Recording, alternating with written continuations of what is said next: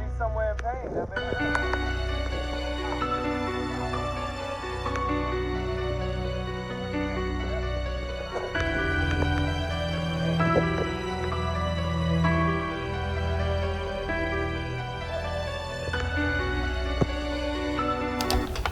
What's going on? It's My Life in the Shop. I'm your host, Donald Washington. This happened on the west side of Chicago, East Garfield on Madison. Now, they suspect a 27-year-old man was driving that car. They found all types of stuff out of the inside of the car. Of course, the license plates. They even found the Mother's Day card. However, I like to come to the Chicago Purge cameras and see what they see, as they so-called claim that these cameras do not work. Do not believe that. They are watching this whole show. Mark Carter, activist out of here, Chicago, good guy. He was out here filming this. At first, it was like, yo, where's the body at? How can somebody walk away from this? Whoever it is, very lucky. An inch, if that pole was an inch further back, it would have cut dude in half. But instead, cut the back half of that car in half. Look, right here, they found... I'll show y'all something. I thought this was funny. Dude had a whole thing of weed in there. I know dude's sick. He like... So, whoever it was ran from the scene. Could have been intoxicated or whatever the case. Just didn't feel like going to jail. Whatever the case, he ran.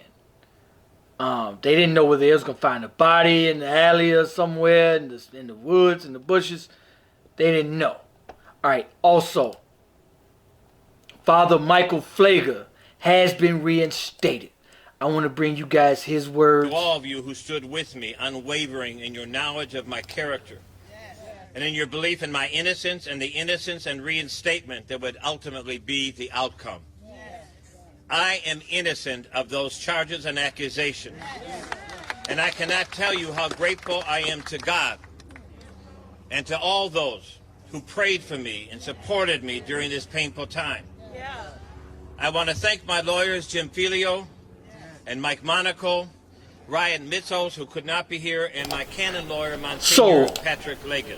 Let me tell y'all something. Michael Pfleger does a lot of good for the community. I filmed his peace marches. They start normally around June 16th.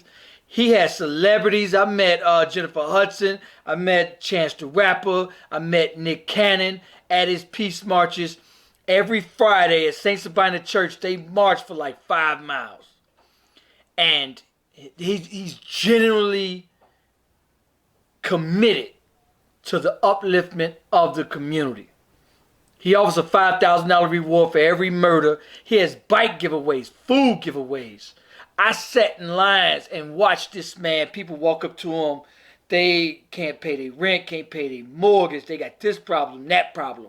And that man didn't turn one person down. Not one. If you needed something, he got it. He'll help you. No matter what it is.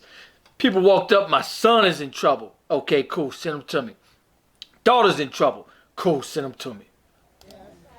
I've been depressed and I've been discouraged. I've always been transparent with my members and with my family and with my friends. I don't try to pretend to be anybody that I'm not. I'm a man of faith, but I'm also a human being who hurts and who bleeds. I've been discouraged at times. I wanted to give up, and to be honest with you, there were some times I would have given up. But I love this church too much to walk away from it. They go to kids. Oh, I love it. A moment.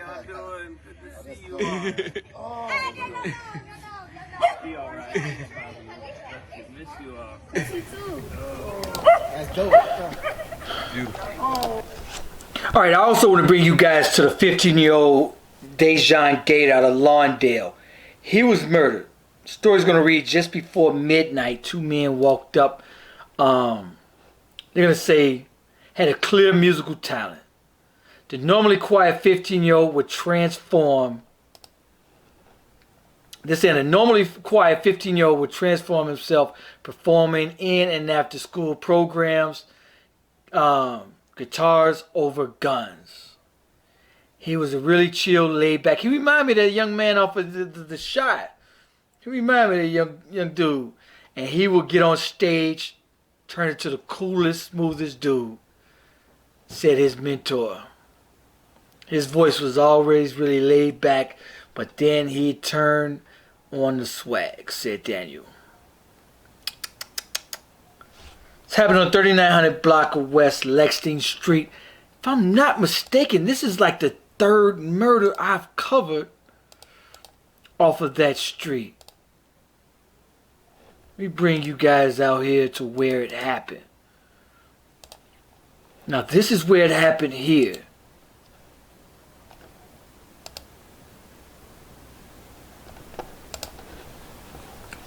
Right out here. This is like the third murder I've covered on this same block.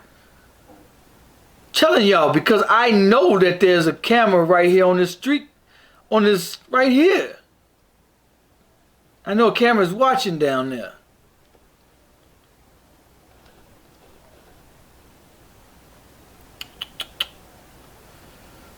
Anyway, they're gonna say that two men just walked up right before midnight. This happened. This was the deadliest weekend in Chicago as of 2021. Of course, it was also the first hottest weekend. We got Memorial Day weekend coming up this Friday. Superintendent David Brown promises to put as many resources in all of these hot spots this weekend, starting Friday night. Every cop is on 12-hour shifts.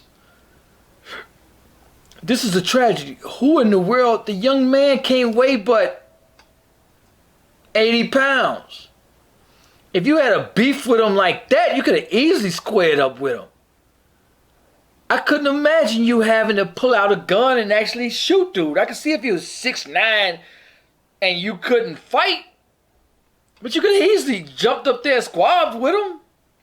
And what would you have to beef with him about? 15 years old, was active in the community, dancing, musicians. At 15, what do you have to beef with that young man about? Anyway, those of you on Facebook, go to YouTube, go to My Life in the CHI on YouTube, hit that notification button, leave a comment. Stay safe out there this weekend, y'all. All right, peace.